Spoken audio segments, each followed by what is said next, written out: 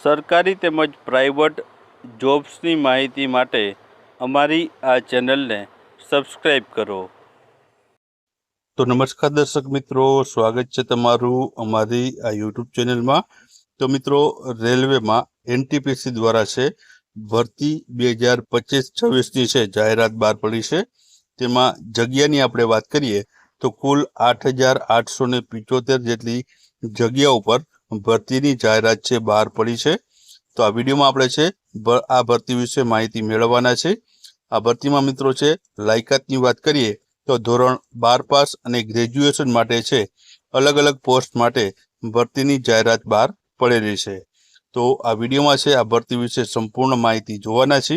તો વિડીયોમાં છે અંત સુધી બન્યા રહેજો અને વિડીયો પસંદ આવે તો વિડીયોને લાઈક કરજો અને વિડીયોને તમારા મિત્રો સાથે અવશ્ય શેર કરજો. તો ચાલો આપણે વિડીયોની શરૂઆત કરીએ. તો સૌપ્રથમ તો મિત્રો આપણે વાત કરીએ તો રેલવે એનટીપીસી ભરતી 2025-26 વિશે વાત કરીએ તો સૌપ્રથમ તો જગ્યાની વાત કરીએ તો આરઆરબી એટલે કે રેલવે રિક્રુટમેન્ટ બોર્ડ દ્વારા છે 8,875 જેટલી જગ્યા ઉપર છે તે રેલવે એનટીપીસીની ભરતી જાહેર કરવામાં આવી છે. લાયકાતની વાત કરીએ તો આપણે જોયું તે મુજબ ધોરણ 12 પાસ અને ગ્રેજ્યુએશન કરેલ ઉમેદવારો છે આ ભરતીમાં છે ફોર્મ ભરી શકે છે.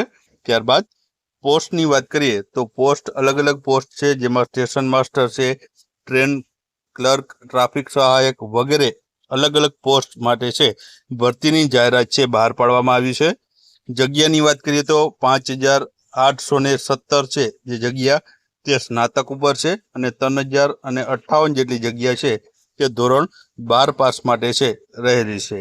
ત્યારબાદ ફોર્મની વાત કરીએ તો ફોર્મ આના ક્યારથી ભરાવાના છે તો 21 ઓક્ટોબર 2025 થી 20 નવેમ્બર 2025 સુધી છે આના ઓનલાઈન ફોર્મ છે તે ભરાવાના રહેશે. ત્યારબાદ હવે આપણે આના વિશે ડિટેલમાં માહિતી જોઈએ તો અહીં મિત્રો તમે જે છે જોઈ શકો છો ગ્રેજ્યુએશન ઉપર 2019માં 2024-25 અને 2025-26માં જે જગ્યા ઉપર ભરતીઓ આવી છે તેના વિશે વાત કરીએ તો આપણે તો 2025-26ની જોવાની છે. તો તેમાં 5800 જેટલી જગ્યા ગ્રેજ્યુએશન ઉપર છે અને અંડર ગ્રેજ્યુએશનમાં 3,050 જેવી એટલે કે 8,850 જેવી ભરતી છે ટોટલ જોવા મળે છે 2025-26માં. ત્યારબાદ હવે મિત્રો આમાં પોસ્ટ આપેલી છે અને છે ગ્રેજ્યુએશન ઉપર કઈ ભરતી આવી છે તે પણ ડિટેલમાં માહિતી આપેલી છે, જેમાં goods train manager, chief commercial cum ticket superior, senior clerk cum typist, junior account assistant cum typist અને સ્ટેશન માસ્ટરની જે વગેરે પોસ્ટ છે જે ગ્રેજ્યુએશનની ડિગ્રી ઉપર છે આવેલી છે. એટલે કોઈ પણ જે યુનિવર્સિટીમાંથી ગ્રેજ્યુએશન કરેલું હોય તેના ઉપર છે આ ભરતી રહેલી છે. અંડર ગ્રેજ્યુએશનની આપણે વાત કરીએ તો તેમાં junior clerk cum typist, account clerk cum typist, trains clerk, commercial cum ticket clerk વગેરે છે બધી તે ધોરણ 12 પાસ ઉપર છે આ ભરતી આવેલી છે, જેમાં હિન્દી અને ઇંગ્લિશ અને કોમ્પ્યુટર વિષય છે સાથે પાસ કરેલું હોવું જરૂરી છે. ત્યારબાદ આગળ વાત કરીએ પગાર ધોરણ વિશે તો ગુડ્સ ટ્રેન મેનેજરનો પગાર ધોરણ છે 29,000 જેવો લેવલ 5નો છે.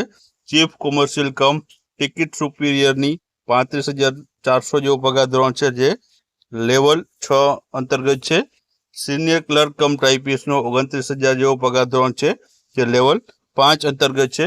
ચોથું છે જુનિયર એકાઉન્ટન્ટ આસિસ્ટન્ટ કમ ટાઈપિસ્ટનો પગાર ધોરણ 29,200 છે જે લેવલ 5 મુજબનો છે અને સ્ટેશન માસ્ટરનો મિત્રો પગાર 35,400 છે જે લેવલ 6 અંતર્ગત છે પગાર ધોરણ છે રહેલો છે. તો આ પ્રમાણે છે તમામ ભરતીઓના પગાર ધોરણ રહેલા છે.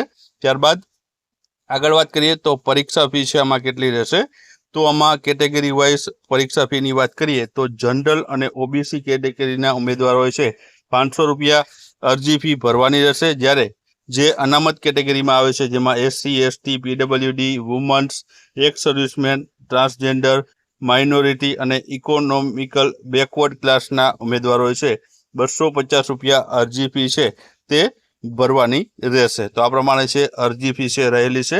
ત્યારબાદ હવે મિત્રો આની પરીક્ષાનું માધ્યમ વિશે વાત કરી લઈએ તો પરીક્ષાનું માધ્યમ કઈ રીતના હોય છે તો તેમાં પહેલું સ્ટેજ છે સીબીટી પરીક્ષા આપવાની રહેશે, એટલે કે તમારે છે પહેલા પ્રિલિમ પરીક્ષા આપવાની રહેશે, ત્યારબાદ બીજી પરીક્ષા આવશે ત્યારબાદ તમારી ટાઈપિંગ ટેસ્ટ જે છે તે લેવામાં આવશે. ચોથું છે મિત્રો ડોક્યુમેન્ટ વેરિફિકેશન તમારું કરવામાં આવશે. અને પાંચમું છેલ્લે તમારું મેડિકલ એક્ઝામિનેશન છે તે કરવામાં આવશે. તો આ રીતના 5 તબક્કાઓમાંથી પસાર થઈને તમારે છે તે નોકરી પર જવાનું હોય છે. ત્યારબાદ આગળ વાત કરીએ તો જે પહેલી જે એક્ઝામ છે તેનું એક્ઝામ પેટર્ન અથવા તો સિલેબસની વાત કરીએ તો જે પહેલી તમારે પ્રિલિમ પરીક્ષા આપવાની રહેશે તેનો સિલેબસ આ પ્રમાણે છે, જેમાં જનરલ અવેરનેસના 40 ક્વેશ્ચન અને 40 તેના માર્ક છે. બીજું છે મેથેમેટિક્સ એટલે કે ગણિતના 30 પ્રશ્ન હશે અને 30 માર્ક હશે. ત્રીજું છે જનરલ ઇન્ટેલિજન્સ અને રિઝનિંગના 30 પ્રશ્ન અને 30 માર્ક છે. તો આ પ્રમાણે 100 એના પ્રશ્ન અને 100 એના માર્ક રહેશે. સમયગાળાની વાત કરીએ તો આ પેપર પૂર્ણ કરવા માટે તમને જે સમયગાળો આપવામાં આવે છે તે 90 મિનિટનો સમયગાળો છે આપવામાં આવશે. તો આથી પ્રિલિમ પરીક્ષાનો સિલેબસ. ત્યારબાદ આગળ વાત કરીએ આપણે તો આગળ બીજી જે પરીક્ષા આપવાની છે પ્રિલિમ પછી તેના વિશે વાત કરીએ તો તેમાં જનરલ અવેરનેસ છે તેના 50 ક્વેશ્ચન અને 50 માર્ક રહેશે.